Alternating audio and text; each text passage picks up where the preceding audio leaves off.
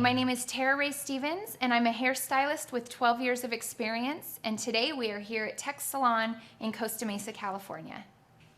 In this clip, I'm going to show you how to use a hair wand.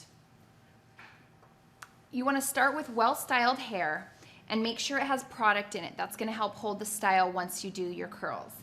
This actually works really well on dirty hair too. Hair that's a day or two dirty, it really seems to hold the curl extra well. You always want to use a protective glove, and this does come with your hair wand. And I think most people throw it away or shove it in a drawer, but it is a good idea to use it if you're not accustomed to using the wand.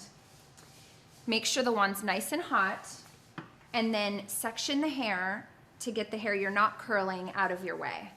I like to start in the back, and I clip the hair that's not being curled up and out of the way.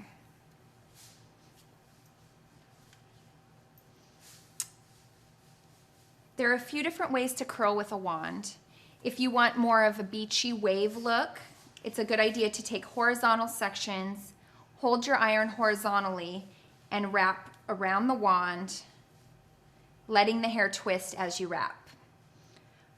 It's a good idea to hold the iron with the hair wrapped around it for about 10 seconds to really get the optimum curl.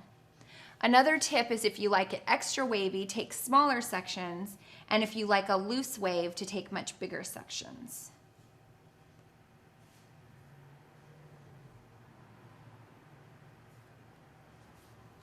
So this is a large section with a much softer wave.